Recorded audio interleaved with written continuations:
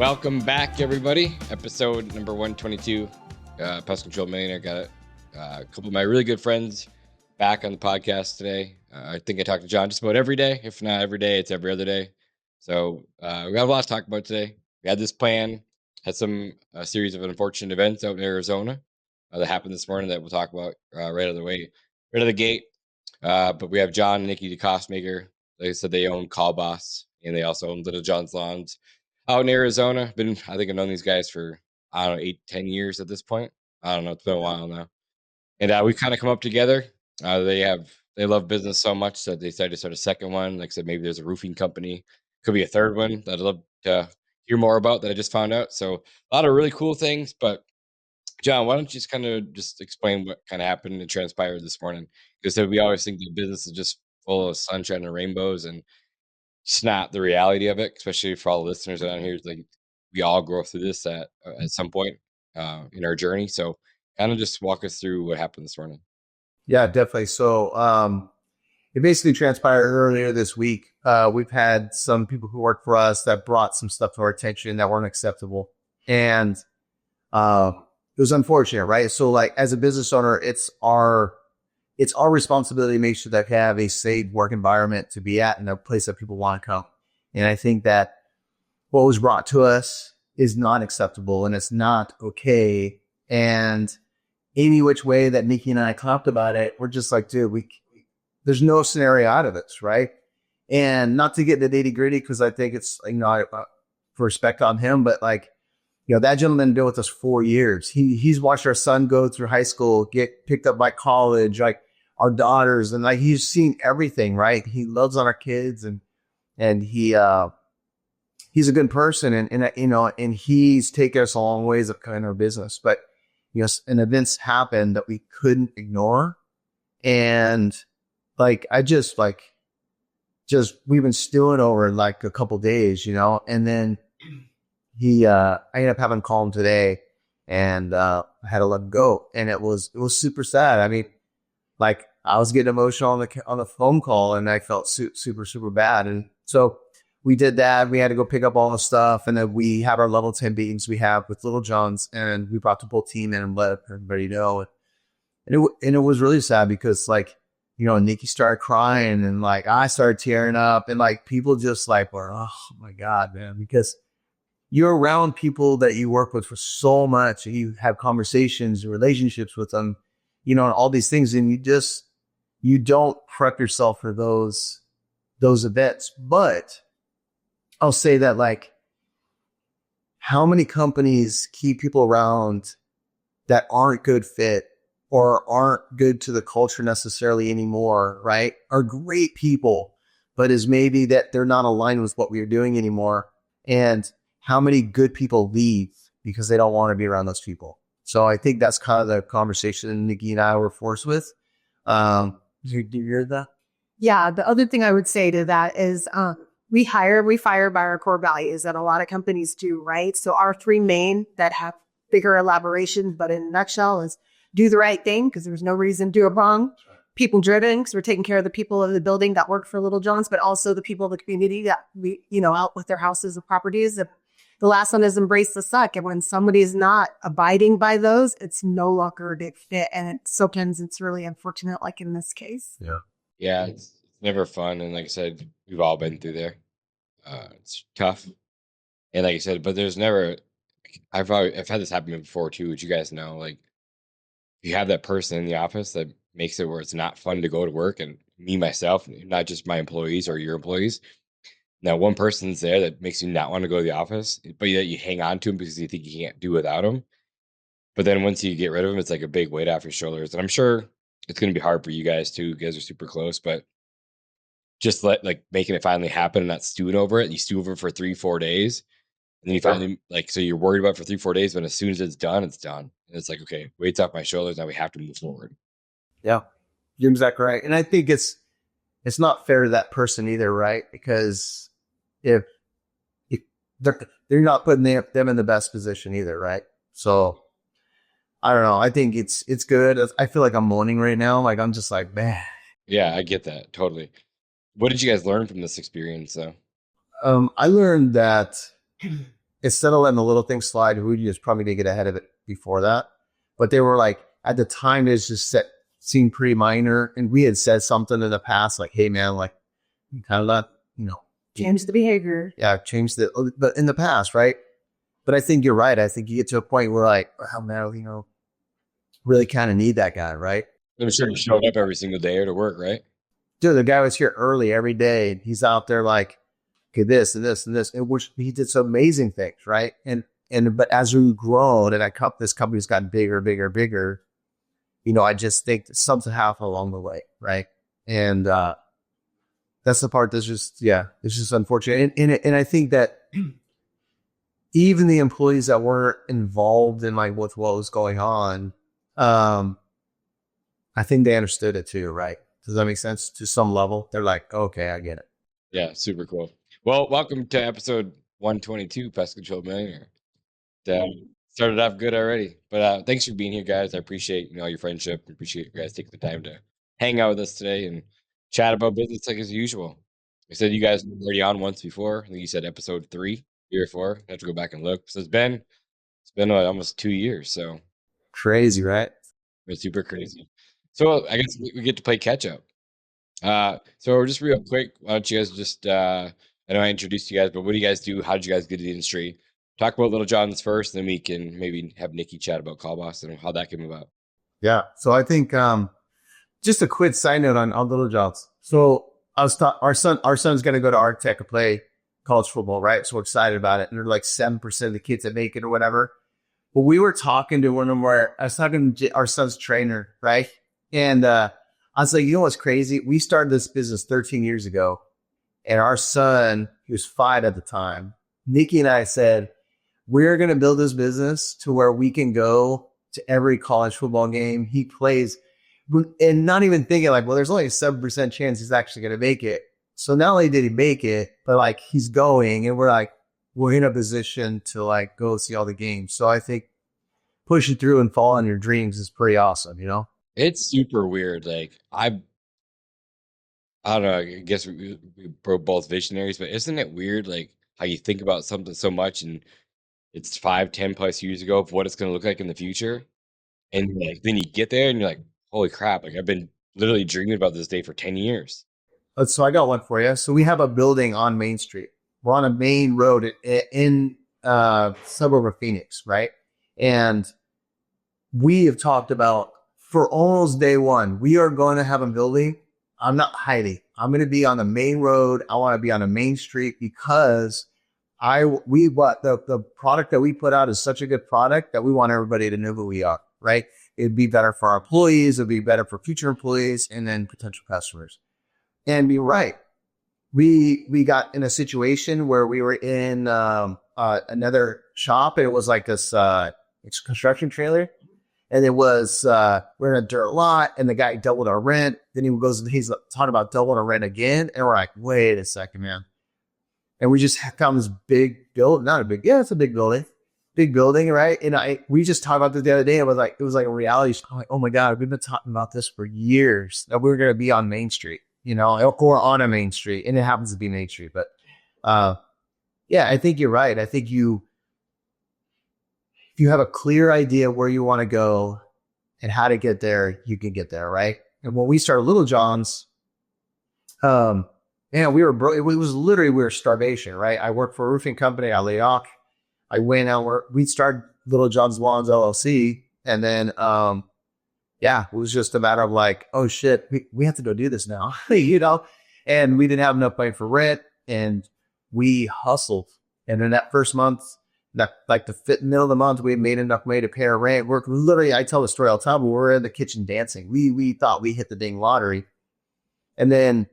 It's just sheer luck and determination, getting to know the right people, getting into the academy, using Service Autopilot or some form of CRM system, answering your calls. Like that's a huge one. Having a software that backs you up, doing the right thing, putting your SOPs together. So we went from a crappy truck, a trailer, borrowed equipment. Our first equipment was all borrowed from a guy at church who's like, here, man, let me help you, And so I took all that equipment, borrowed it, and then you look at today, we're at 15 plus trucks.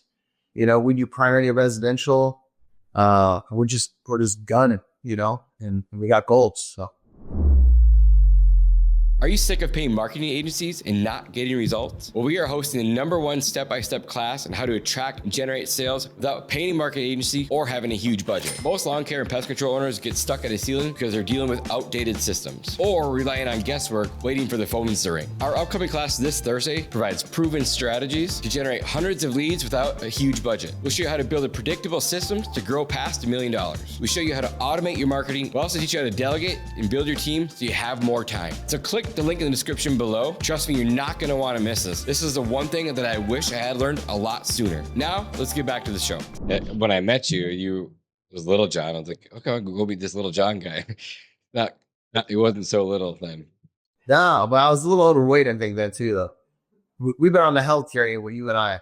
Yeah, we'll chat about that later on. But yeah, I think one of the first memories I have of you guys was literally me sitting in bed, watching, like, just signed up for Service Autopilot.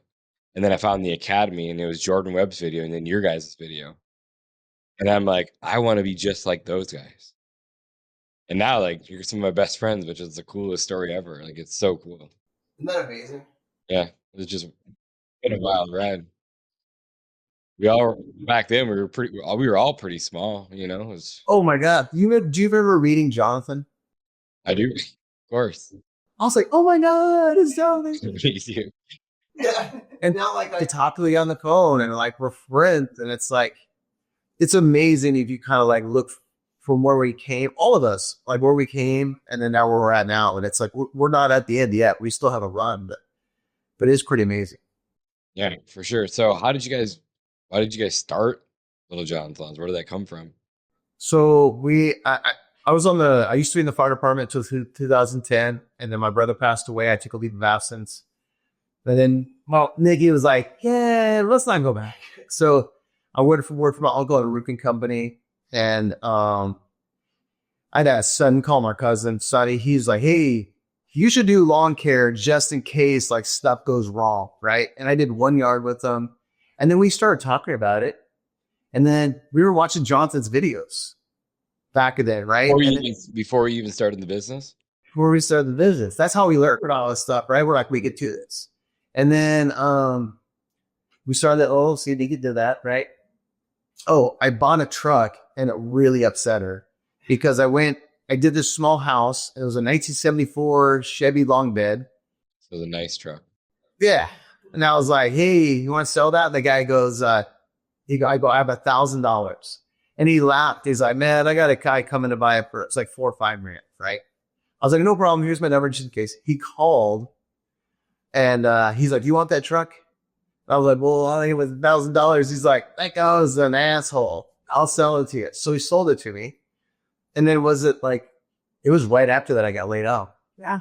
Right after that, they laid everybody off or almost everybody off in the company, the roofing company. So then we were at church and Nikki and I served a lot of church. She served behind the counter. I served the door. And you were talking to the ladies and they asked what we were doing. And Nikki's like, oh, we started a lawn care company. And who was it? It was Don. Yes. That's right. As a matter of fact, I just got a quote. Why don't you come bid it? Yeah. So we went and bid it. Or no, we went and bid it. We got it. I didn't have any equipment. I didn't have a trailer. So I hired 2 guys that worked on the roof for me. I didn't know what I was doing. I was like, hey, you want to split this job? They're like, all right. So we go do this whole job. We get done. And the guy, we get done. And the customer, like, he walked in.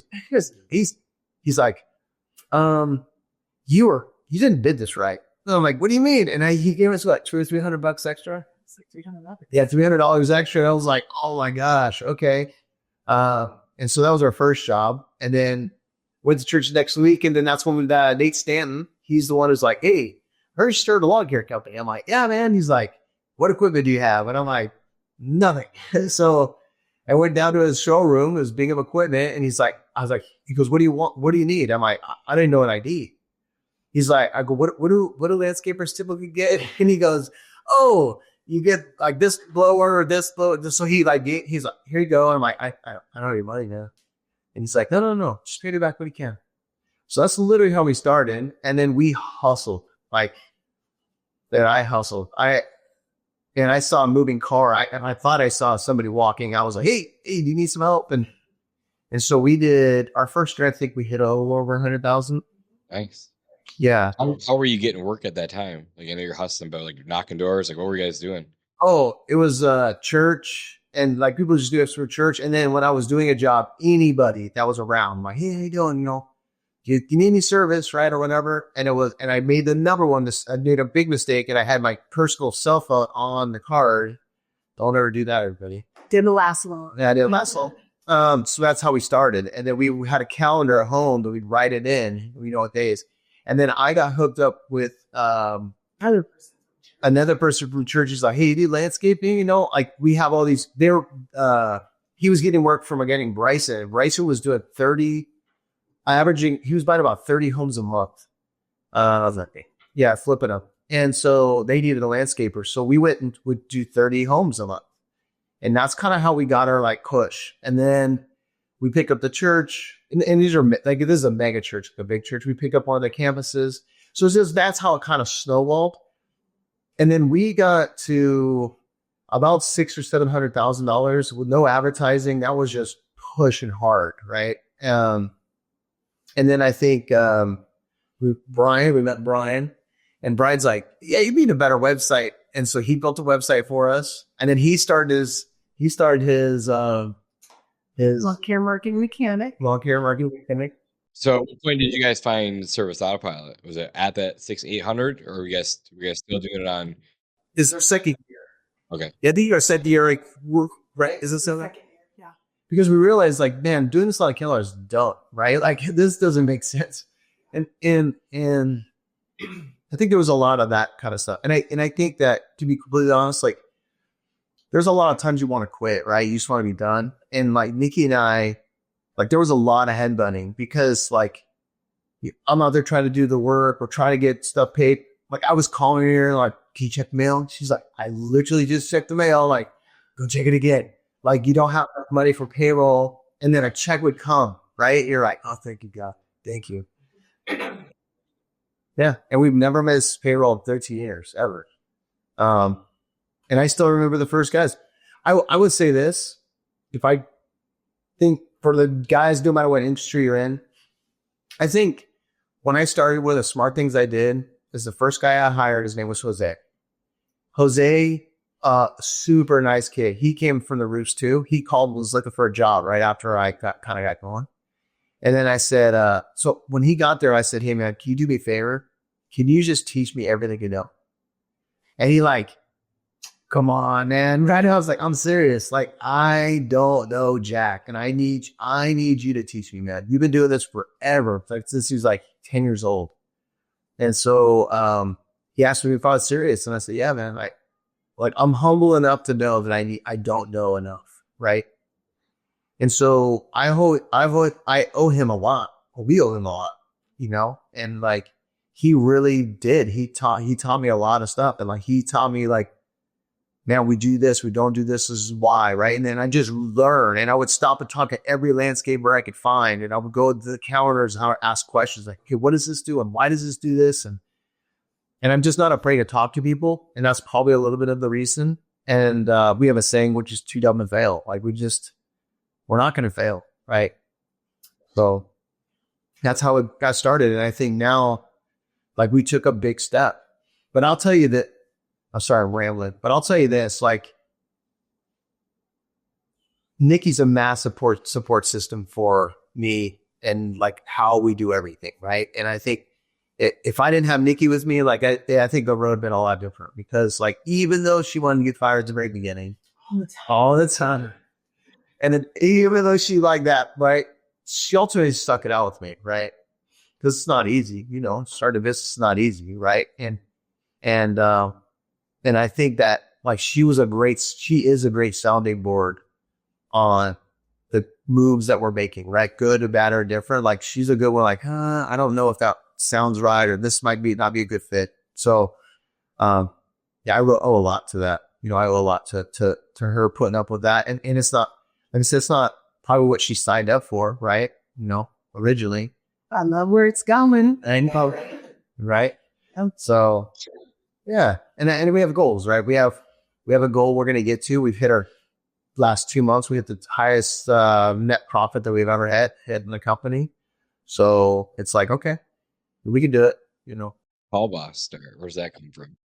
Right. So CallBoss we went back and forth about this, but we hired an answering service to assist with things that we were doing at Little John's.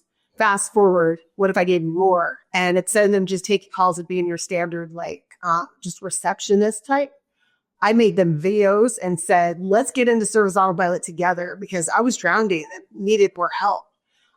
They were amazing. And after a while, we were talking together. We were like, we've really got something here.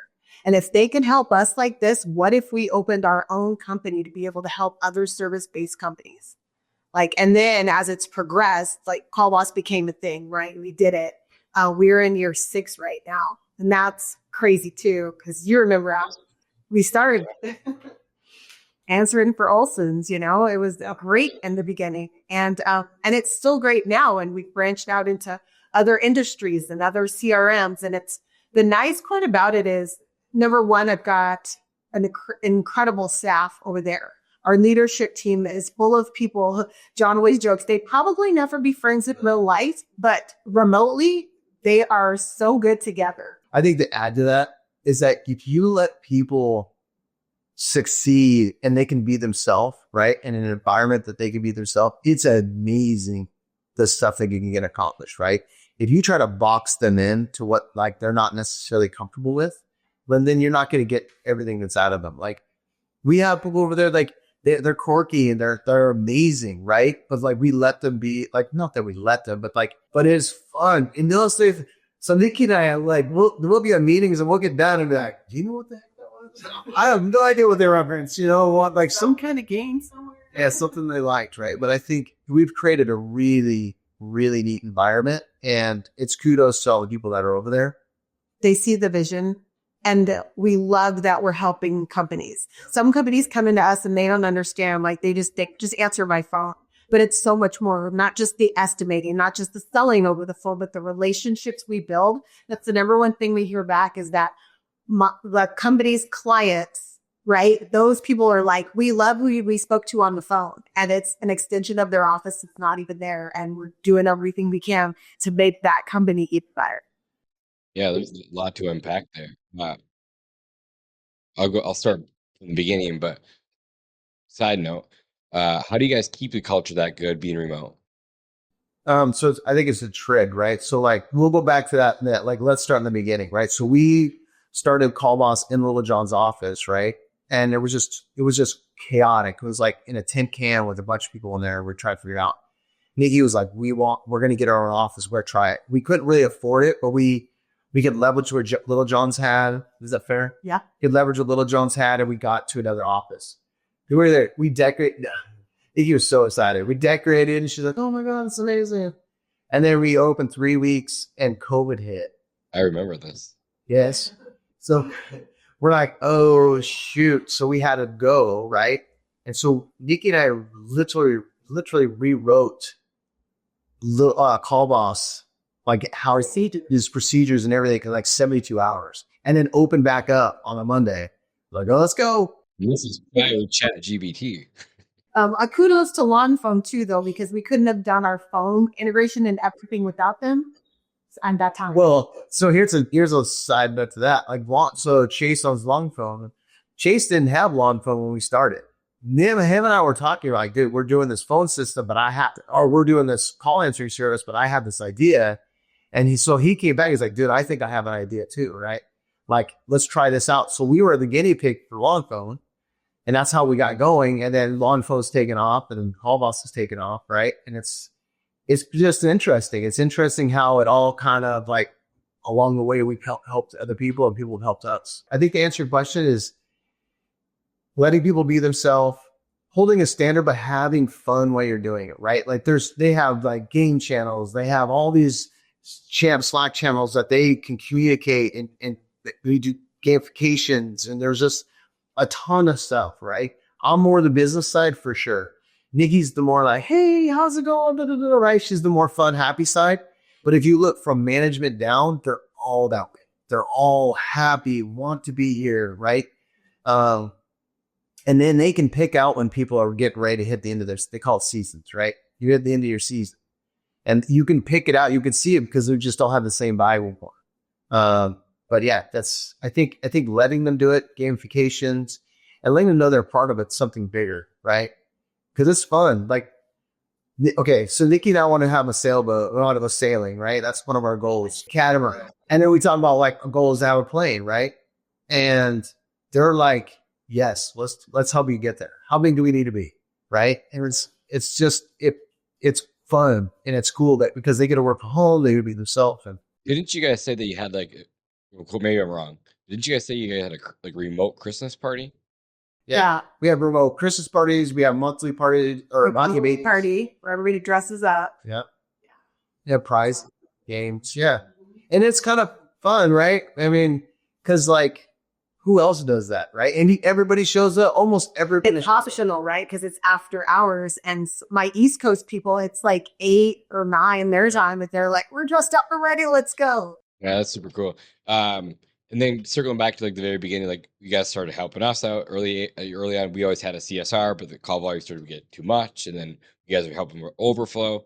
And like I was again probably humble enough to be like, okay, we can't handle this. We need help here. There's a great solution at the time. It's awesome. But I feel like as a early entrepreneur just starting out in business, like you're trying to wear all the hats. You're the CEO wearing technician clothes, like you're answering phones. You know, all of a sudden you have 30, 40 voicemails. You call them back in the morning, like all the same things that you guys know. Like you're trying to have good customer service. You're trying to sell jobs. You can't scale that way. And I'm sure you guys run into these types of business owners all the time. What do you say to those guys? Well, it's like, so we had a flooring guy call us, right? And I think I talked to you earlier today about it. So he's an owner and operator. He's got one guy did try to grow, right? I asked him how many calls he has. He's like, oh, I miss 40 to 60 a day. Say what? You miss 40 to 60 calls a day? He's like, well, I'm not sure if I can really afford you guys. It's our premium package where we get in your CRM system is $247 a week. You know, maybe go over with time or whatever. And I was like, do you know how much work you're currently missing? He goes, well, I call him back maybe the next day. I go, but you're just compounding 40 to 60 missed calls every day. You're not getting to all. Even if those are sales calls and he does flooring, I wonder what his average job is, like 8 to 10 grand. Something crazy, right? And it's just like, let's just say he's got 10 calls and he closes 5 of them.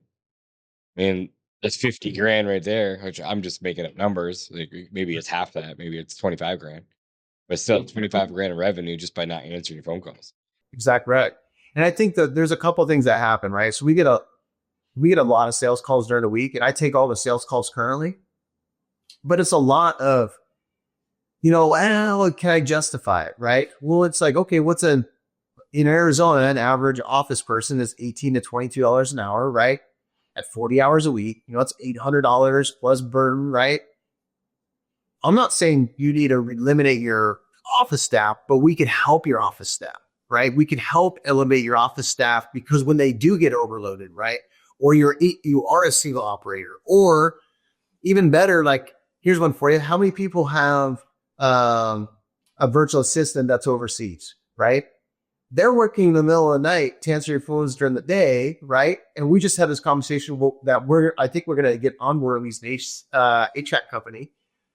I was like, but you have these people overseas to be your backup, and they're working in the middle of the night. Would they not be happier if they work during the day, which is the middle of the night here, to answer your calls, and then we be the backup during the day? And he was like, oh my gosh, like they would be happier. I'm like, yeah, you would make everybody happier, right? Because the people overseas, it's great. It's a great service that they offer. But, you know, I think all too often people, they get stuck on the, like, just answer my calls. And there's so much more to that, right? Like we do training all the time. We answer with a smile. Like our close rate is better than almost every company we currently answer for, right? Like Brad Biffis, we all know, well, you and I know Brad Biffis, and Brad Biffis, I think our close rate is like sitting at just below 70%. And his in-house is like 38% close rate, right? But it's just because we practice all the time. How many people, if you have an office, is practicing with their staff all the time? hey, this is how you answer the phone. This is, you greet this, you answer with a smile, you do all these things. Like that's overlooked way too often. And we were guilty in the very beginning, right? We got help. We're like, oh, you breathe. You can answer the call. Help us. And then we moved on to the next thing, right? But it wasn't the best service for our customers. And then you're also going to find how many, not just owner operators, but CSRs that work for companies or office managers, they're just overloaded with work. Sure. Especially early on from the 0 to that first million, Yeah. And they're like, do this task. And they're just drowning in it. Man, we can come in and help you out. We could be your primary or secondary. So I think that's how we've sculpted this business, is because we're trying to help the small guy. Can we have some large companies, right? We're trying to help along their journey. And it really has some cost savings along the way. Yeah, that's cool. I know you guys obviously lawn care companies, but you said you're going into other services. What other services do you? Yeah, good. We have cleaning companies, HVAC soon, potential flooring, garage door companies. We've done pest control companies, pool companies, anything service-based. We're in a lot more CRMs than we used to be. And now with technology and stuff, that's become easier to train and have more training classes on the staff to keep up. Yeah, that's cool. And obviously we are all in lawn care, so just easy way in. But then as you scale up, like what's been some of the hardest challenges you guys have had as scaling CallBoss? I think that piece that he was just talking about, the education. People know enough to call to get information about what we do, but they don't know enough to say, you know what, I need to try it or I need to do it.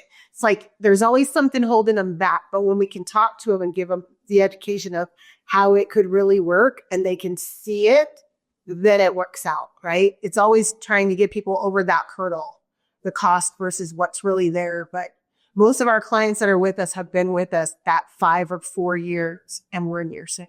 Yep. Well, another question of mine, like people who have CSRs, what are some KPIs that they should be watching inside their call center? Our KPIs are, most of them, every day I'm looking at number of calls taken per rep based off shift. I'm also looking at speed to answer. That's a huge red flag for me. If it takes you too long to answer, you don't want to be here. We got to figure it out. The other one is with our new song where our quality assurance has sentiment. So it's reading the sentiment on the calls in real time when my reps are taking calls. And it's something that's allowed us to tap into it more to check and see. Not only can we see screens and what people are doing, which is keeping us really polished, but we can also like hear their tone and then see what it's picking up. Is it picking up that they are smiling through the phone, or do we sound like Eeyore and maybe we need to have coaching, right? Right. Like you guys have been doing this for a long time. What's been like the craziest call you've ever guys taken? It's not like a Nikki laughs. We had one at Little John's, and they were screaming at us. And it's not a call. I'm sure we have calls, but we just had one. They were screaming at us. Turns out they were like yelling at the pest control company. We're not the pest control company. You called the wrong company.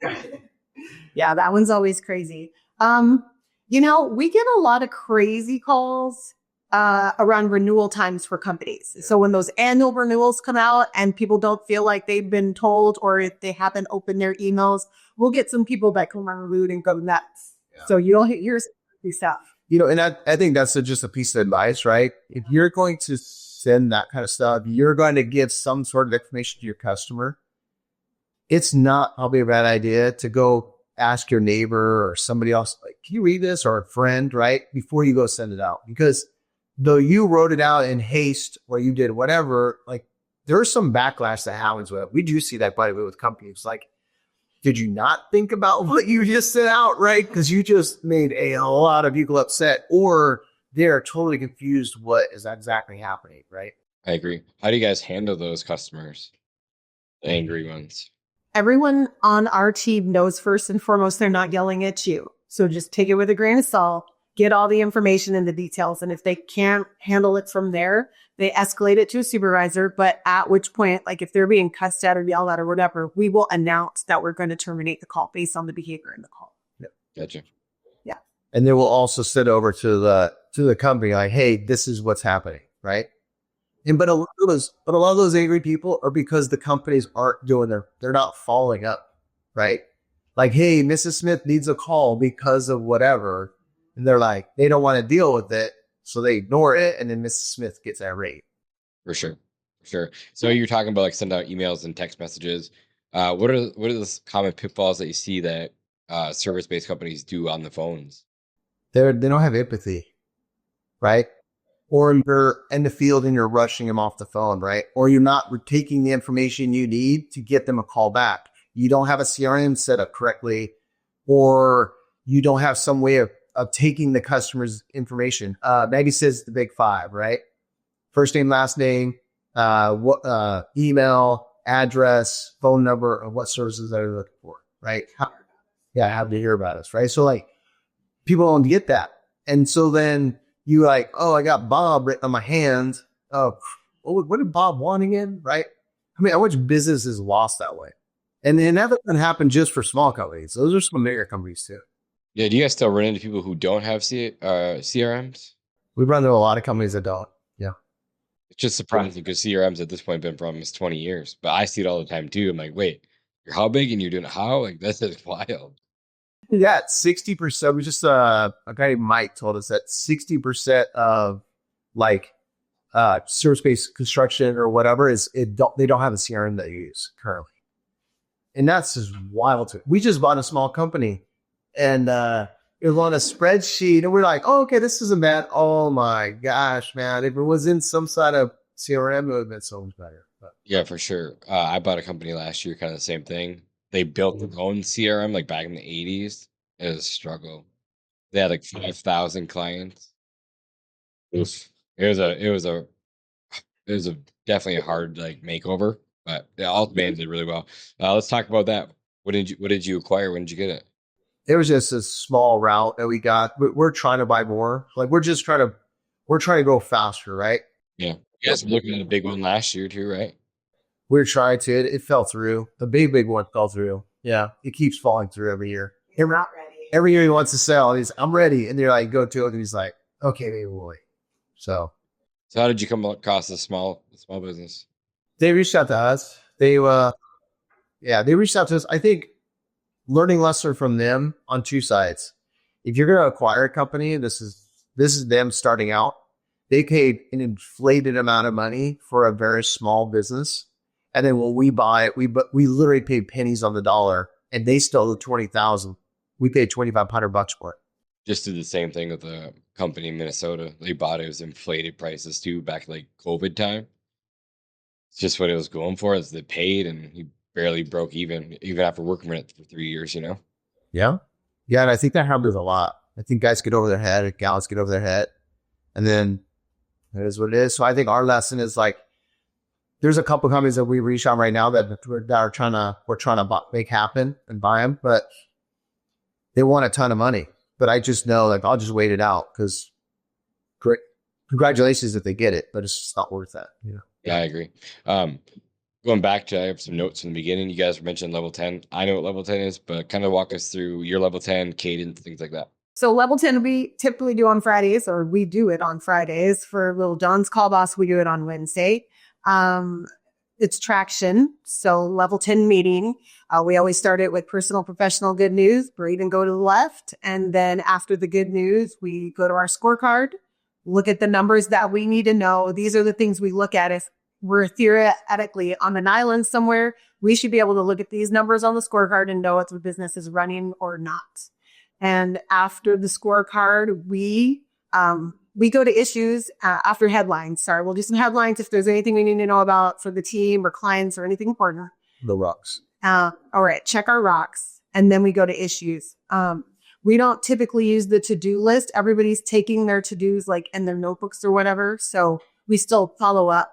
But we'll IDS, identify, discuss, and solve the biggest problems that we have until we hit 11:30, and then there's a hard stop and we move on. Yeah. How impactful has EOS been for you guys?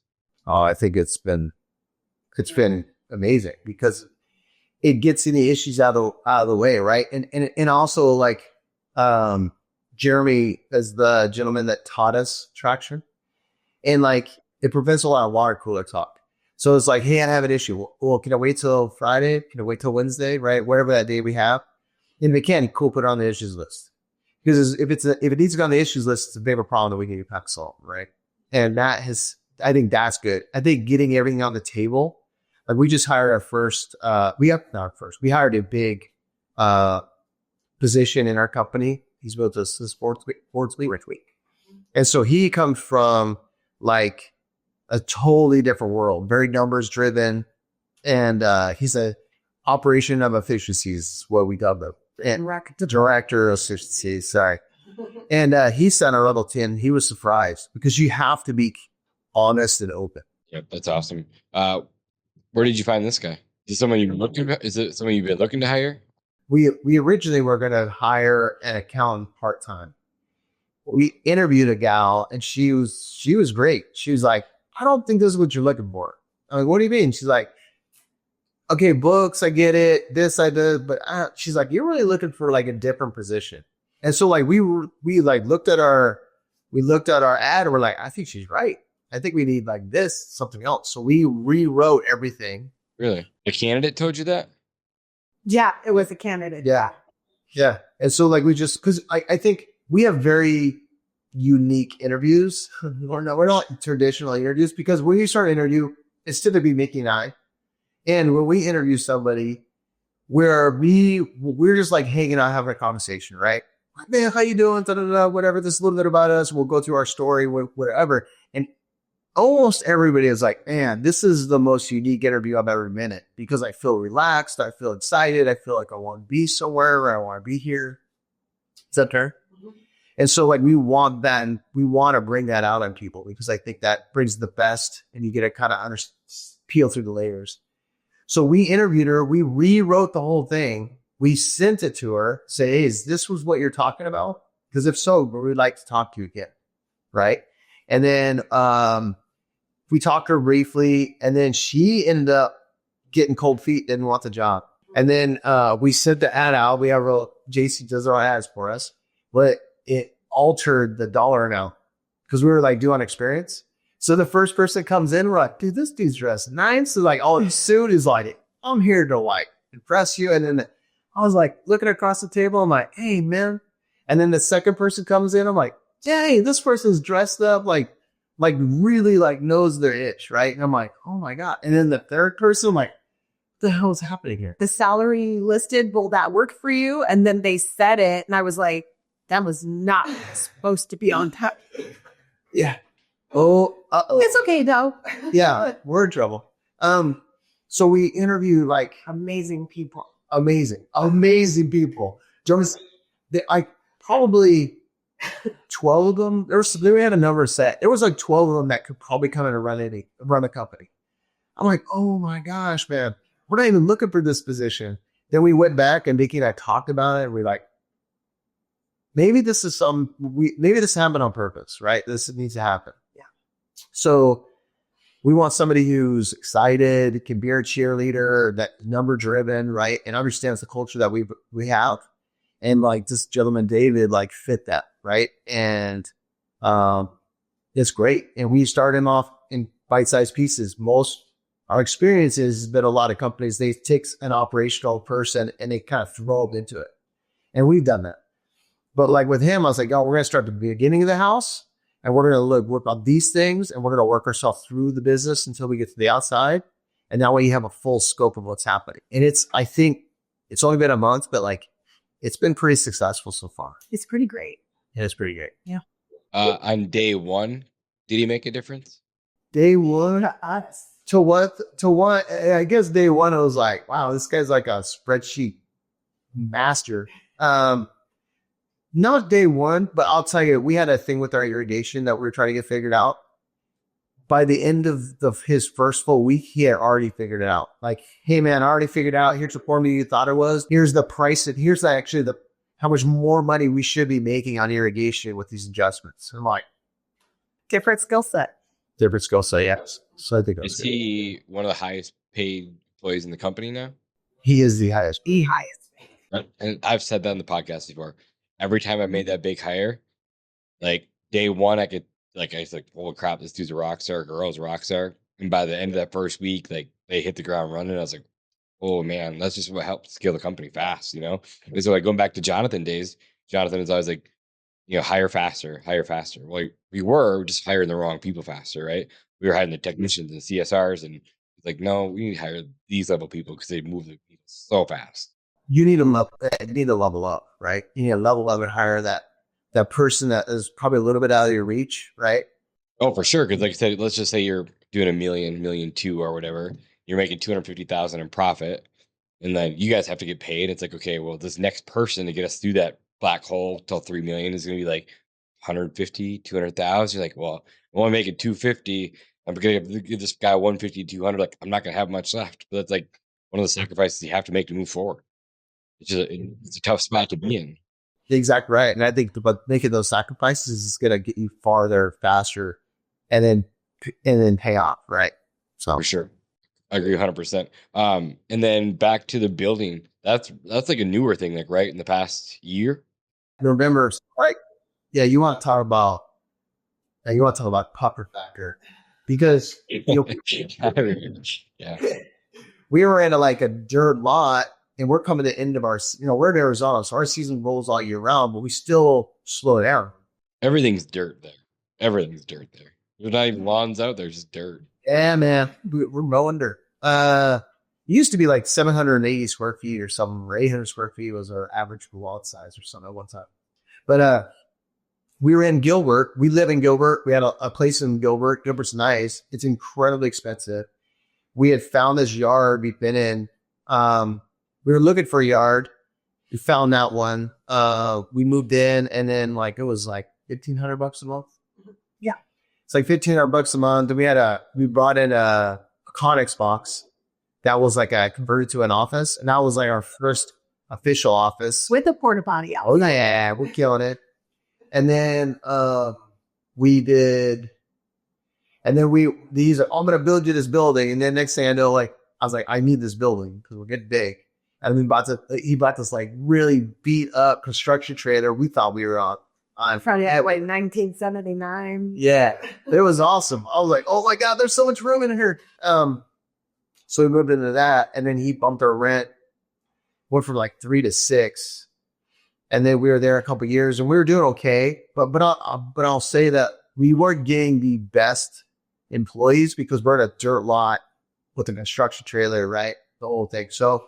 The rumor is going to build it again. So we just started looking, and we moved to Mesa, and we're on the kind of edge of our service area, but having a nice building and having our values are hung up everywhere. Our building's painted. We bought this big sign in. It's you're not hiding from what we have. Right. And, it's brought in way better employees, way better environment. People walk a little taller because we're proud to be here, right? It's done a lot for us.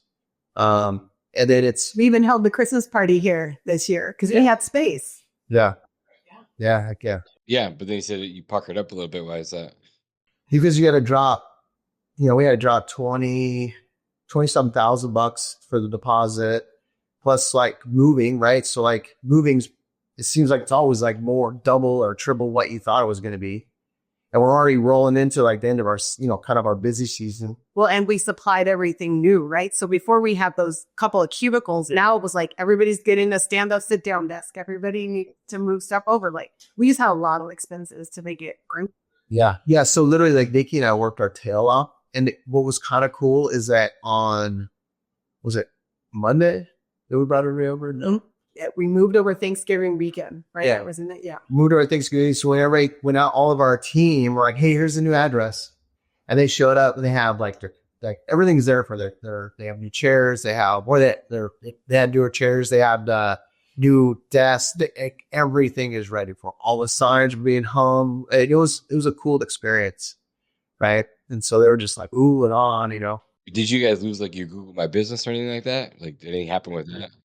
Yeah, it dropped immediately. It dropped. We checked it with the marketing company with Kudos, and it was yeah, we're good. Cool. That was on Friday, and I got a sales call on a Monday. He's yeah, man, you don't show up anywhere. I'm whatever, man. He's let me show you on the Geo Map or whatever they, and I was oh my gosh. So I got on the call with Cameron and Travis. And it's taken us a minute to figure it out, but we've gotten a lot better. In hindsight, probably not do that right before spring. Is it closer to town or is it further away? Is it a better spot, better location than your last place? Yeah, so like it's closer to like it's on the edge of like we're in Mesa, but it's on the edge of Tempe, Phoenix. So like it brings a lot more employees in. We have a bigger employee pod that we can pick from, and it's kind of interesting. Like, oh, I live like 2 minutes down the road. I live right here. So that's been nice, you know. Right. I guess we'll move on to the next topic because we've all been on this journey together for the past couple of years. Kind of just walk us the me and the listeners like the health journey that you guys have both been on, and then what made that happen, what made you decide to do it, and like kind of walk us through. It's been pretty awesome. Yeah, no, it's been cool. Well, Nikki's always been in pretty dang good shape, like never, you know, right? Like literally had a six pack in like your 40s, you know, like I hate you. But for me, we were in the academy together, right? And the academy trips are fun. And I came back from the last one and I just didn't feel it. Like I didn't drink very much. I don't drink anymore now, but I didn't drink very much, but I just didn't feel good. And so like that went on for like, it felt like a couple weeks. I felt horrible. So I got a hold of Kirk and I called in a couple other guys and Eric Short. And I'm like, dude, I'm going through the stuff because your dad knew they were kind of they were doing some stuff in their health. And so they're like, don't go to a regular doctor. I'm like, what? He's like, don't go to a regular doctor. You need to go to a naturopath. So we found one, made an appointment. Nikki went with me and we got blood work and then we came back. And I think for me, it's two things, right? One, they said, hey, most people never change. And that's why like, so you need to change, but most people won't change. And they'll kind of do the same thing. And it's even less than males will do it. So I felt like a challenge. But the other part is that dude, I got two choices. You can get on board or like, this is going to be probably a short life. Right. And so like, well, we're allergic to everything. You were allergic to everything. Yeah. Yeah. Yeah. Gluten. Yeah. Beef, wheat, yeast, dairy, gluten, everything. It was just like horrific. And so I immediately went on a diet change. And then once I got through my, detoxing, right, I started feeling better and then I was just eating better, right? And I told Nikki, I was like, man, I'm gonna like figure this out. So I'm gonna be able to go to like, I need to join something. So Nikki wanted me to join F45 because Mark Wahlberg did it. She's like, oh my, like do his exercise. I ended up reaching out to Superhuman and John Manson and it's expensive. I mean, it is what it is. It's expensive, but they curtail to more business owners or high level like CEOs, stuff like that. So that's what I did. I joined. I was at 275, and then I dropped down to my lowest last year was 175. I'm sorry, and then went from there. Yeah, like I remember we hadn't seen you in like a year, and then all of a sudden you showed up to the academy event and you were just shredded. Yeah, it was like crazy, right? And what's crazy is like, even though I lost 100 pounds, it was cool, right? But that's just the beginning of it. So like, this is my third year, does that mean? Yeah. It's my third year. So like right now, I went from 275 to 175. And it was cool. And I went to a Superhuman event and that was like amazing because I won like this, it's called the Superhuman Hall of Fame. And so like my before and after pictures was cool. And then, you know, put on muscle takes for freaking ever, man. So like this year, I'm cut weight right now again. And just try to figure it out, right? Like what's my next step? But it's something I think is cool because like you have to earn it. Like you can't go buy it. You gotta earn your fitness. I agree. But what's really cool too is I remember when you had a talk on stage at the conference and how many people came up to you afterwards asking how you did it, you know? And then how many people followed in your footsteps was pretty cool. That is pretty cool. I kind of think that is I think part of the journey, right? Because like people ask because they don't realize like, hey, that guy dude was a fat guy too, you know? I think I'm not there yet though, right? Like muscular what? Dude, like think I have like body dysmorphia because I'm like, oh, here we go. What do you think? She's like, you're fine, whatever. But because I'm cutting weight again, like I'm down. I got like 2 or 3 pounds to go. That kind of hit the bottom, I think. But I just want to see kind of where I'm at. Like it's kind of a measurement, and it's kind of a mental thing too, right? Like how lean can I get? Right, all that work I put in. What does it look like now? I haven't taken any like supplements, but I'm gonna start because like The problem with aging, right? man, isn't it? But I look better than most 30-year-olds. So Absolutely. You look fantastic. Nikki looks great too, as usual, but you never had to worry about her. Thank you. Except yesterday, leg day, I felt like she was about to die. I was like, Leg days are the best. Nikki, tell me about this roofing company. Well, remember how John mentioned he was working on a roof? Yeah. That's our uncle's company, and he's getting to that retirement age. And we've talked about boring businesses and, what can we get into it? So he's looking to retire and be done. And John already knows how that business works. Be easy to integrate it to a CRM and just keep it going. So it's something that we're looking at. yes. So to that point, Jonas, like here's the part of that, right? So like we own CallBoss. And this is a piece that I think people need to take with them on CallBoss. Is like we literally can do most of the heavy lifting for you, the back end. And that's kind of the reason we want to buy a roofing company to prove that can happen, right? Like CallBoss can do a lot of heavy lifting for you if you just let us do it, So I agree. We'll end on CallBoss because I know we're running out of time, but how much has like AI technology helped and hurt CallBoss, if at all? I don't know if it's hurt us quite yet. Definitely a possibility. Yeah, John and I talked about this a couple of weeks ago.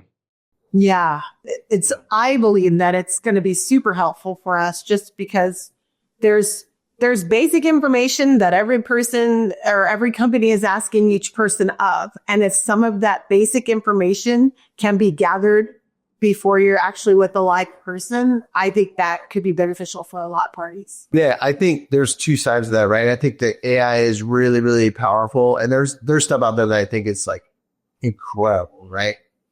But I also think that there's a part of that people want a human element that I think all too often we're forgetting about.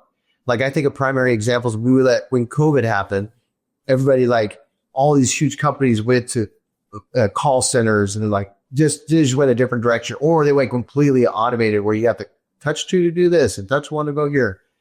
That is fine. And then AI is going to be able to like do like have conversations with you. But I still think there's a part of the human element that people are missing. Yeah, I think that AI will help your CSRs. You'll be able to maximize more with the CSRs you got, but it's still going to take the human element to make the AI work, right? For a while, anyway. I think so to some level, right? But I think it definitely can assist you on what you're doing, right? Now, we have a lot of software in the back end, and we have a lot of technology that CallBoss is using.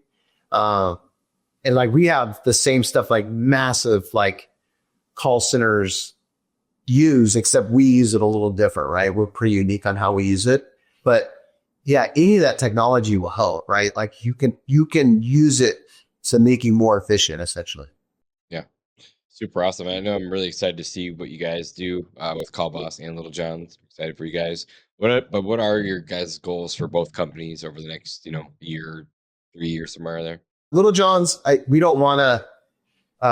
Our goal is there's a dollar amount that we want to get to, and it's not a crazy thing. We want to sustain a 20% plus net profit at $5 million or more. A little higher than that probably, but around $5 million. I love it. Do you think you'll exit at some point, or are you loving it still? I don't think I want to exit, but I do think that like we brought David in for a reason. We're building this team out for a reason.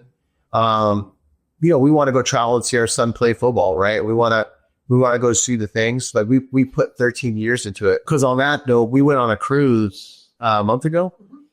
The first family vacation we've taken in years, like years. So it's like Nikki and I need to do more than that. We need to enjoy what's going on. And we're serious about like getting a sail or a catamaran We want to experience those parts of life, but we put a lot of work in the processes and how things get done to where we're not necessarily needed, as we go. So Little John's goal is area domination. We want to be the biggest, baddest in our area. I think we are the largest residential landscape company in the East Valley, if not the Valley of Arizona. And then we do want to dominate. And CallBoss is the same thing. We want to kind of be that recognizable, like we're the go-to, right? Like, oh my gosh, man, like my office needs help, or I need an office, or we want to be that. And I think for us, I don't know if I have our goal, like 250 customers to 500 customers sounds amazing. But there's a lot of logistics to that. But I think somewhere around there, I think sounds really, really good. That one probably is more of an exit strategy. But we don't know when. Yeah.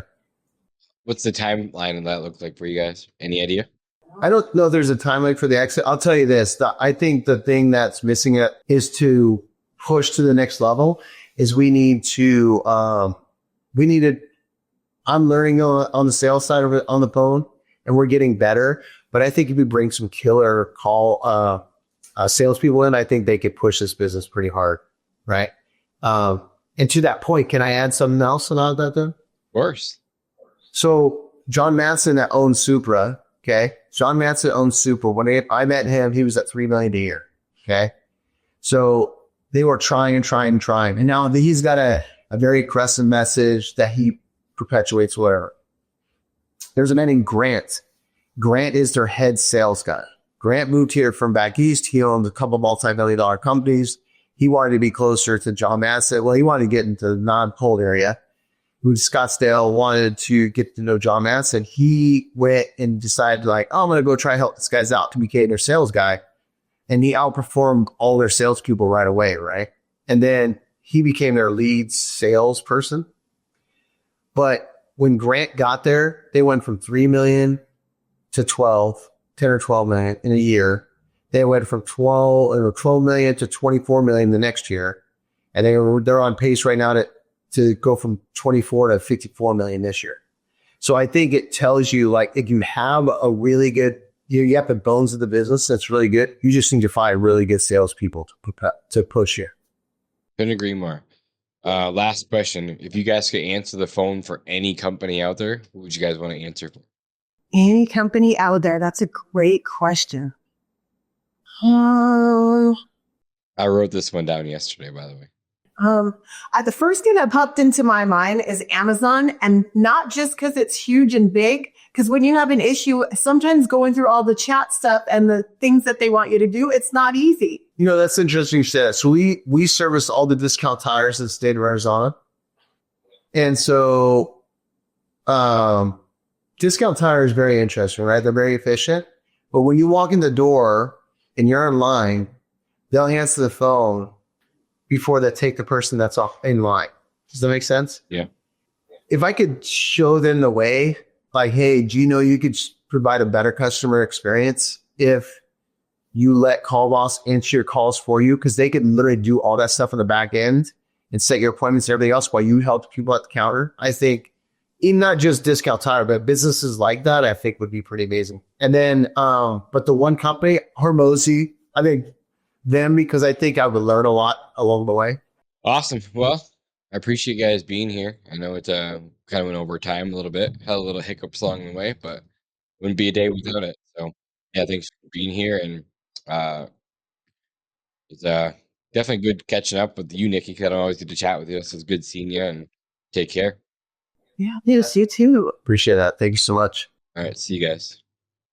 Hey guys, thanks for listening to another episode of Pest Control Millionaire. We don't charge any money for the show, obviously, but the podcast isn't free. You can pay for the podcast by sharing it with your friends and your family. So please like and subscribe and give us a 5-star review on your favorite podcast app. These things make a huge difference for us. If you have any specific questions you want answered about the business or your life by me or my guest, send an email to info@pestcontrolmillionaire.com. And if you want to get in touch with me about any personal business coaching, check out our website at www.pestcontrolmillionaire.com. Thanks again for listening, and I'll see you guys again on the next one.